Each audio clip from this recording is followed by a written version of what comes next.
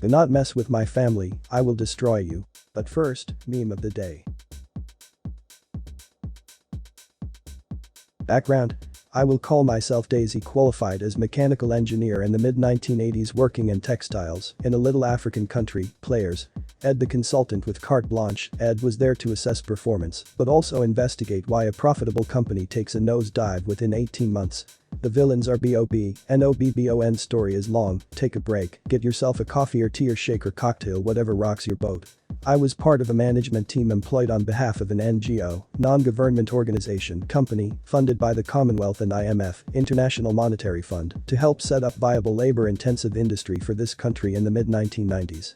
To start with, this was a dream job: free luxury accommodation in a secured village with tennis courts, swimming pool, free utilities like electric, water and telephone landline, no internet at that time and no mobiles in this region, free private schooling for my 3 children, a monthly allowance, note not salary, and a great pension.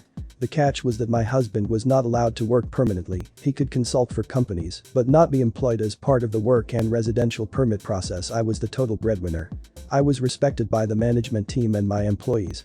I loved the people of this nation, the culture, the warmth and the willingness to learn, even if the majority of the employees were illiterate. I helped set up schools to improve their verbal and written skills, not only in English, but also in the local official language. I woke each day ready to tackle the challenge and see the company flourish and become profitable. The company becomes very profitable, and as part of agreement with the CDC, Commonwealth Development Corporation, and IMF, International Monetary Fund, it needs to be sold to investors in this country as a profitable venture, with the caveat that all local employees remain in employment for 18 months. The order books were full, the bank balance very healthy on the day the new owners came in. The new owners have their headquarters in Southeast Asia. This is when the troubles began. New CEO, NOB, and CFO, BON, come in, and first order of the day is to remove the majority of the previous management and bring their team in. I was told in no uncertain terms that as a female, I should be home breeding and not working. My time was up.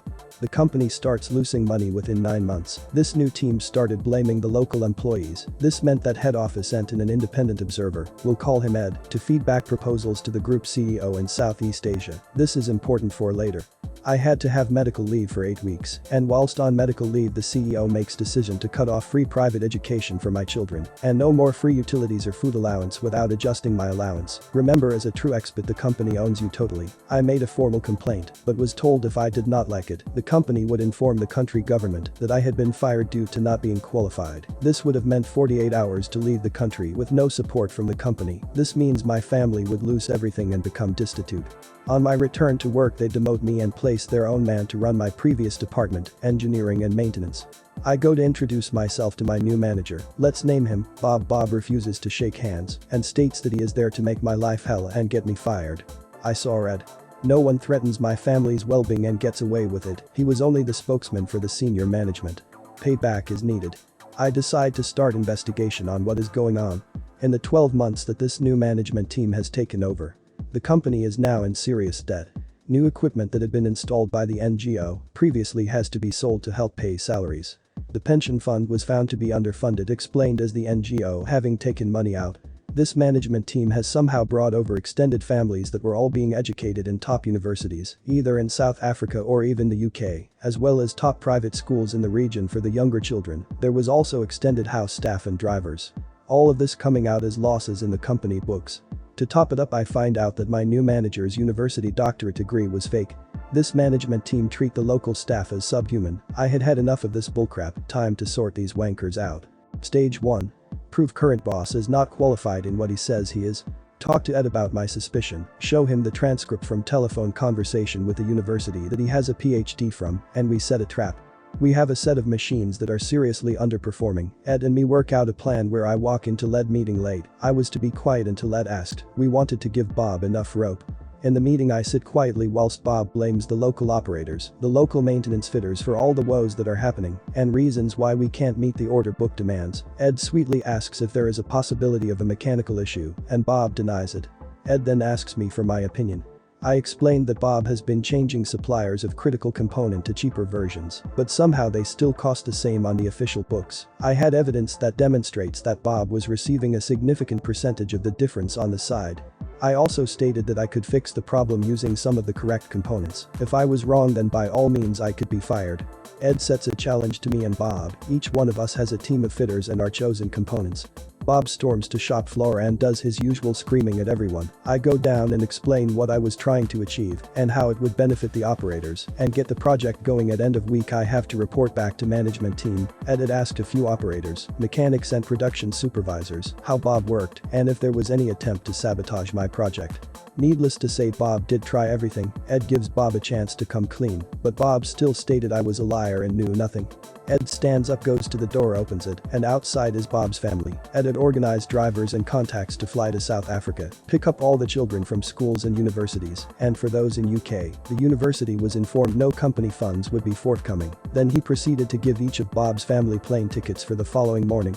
Company security guards and police were sent with Bob to his bank, where these funds were frozen due to fraudulent transactions. He accepted a plea bargain. He will not be welcome in Africa ever, and his home country police were informed when Bob landed in his home country. The head office had organized a police escort. Basically, he was unemployable and his family greatly shamed.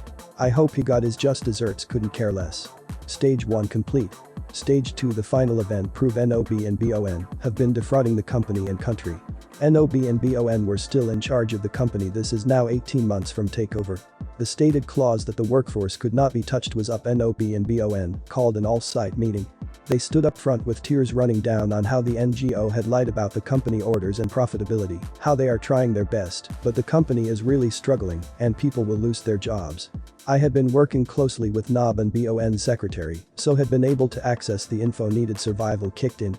As I was part of the original management team, I had the original accounts that were audited as part of the CDC and IMF funding for the NGO. In between, I accumulated information on the losses being shown and the missing money going offshore into private accounts and not the head office accounts. You see, these two did not respect women or the locals and assumed that what was being done would not be picked up. If they had bothered to understand who they employed in the office, they would have found that the purchase officer and the accounting supervisor were qualified accountants with close links to government, the banks, and they were. You're right, women. I had explained that there would be a time when we needed evidence to safeguard the money and people's livelihood. So the files had been building from when they were in 6 months to now a year later. NOB announces that 66% of staff will have to be let go. Again, I talk to Ed and give him the evidence we had been accumulating. NOB calls me to the office to tell me that I am redundant with immediate effect and that to be able to stay in the country to sort out my family, I would now owe the company rent that was twice my given allowance. I lost it. I literally turned around and explained that in less than 24 hours he would have no future, his family would have no future, no matter where they're on. They would be found. I knew this to be true as Ed already had the wheels in motion. This time the group chairman walks in on my heated conversation together with the IMF representative and BON in tow. NOB was fired on the spot, loaded onto a plane with an international warrant for fraud. The IMF pursued this fully. They were screwed. In this Southeast Asian country, a stain on your trustworthiness means you are untouchable. As for me, well, the company limped along, but I no longer trusted anyone from that group. Myself and my husband found employment in another regional country. This time both of us had work permits and also had airtight contracts. No one will ever screw us over or make us feel like slaves. The message was, do not threaten my children or my family. I will destroy you by waiting until you hang. Not proud, just realistic.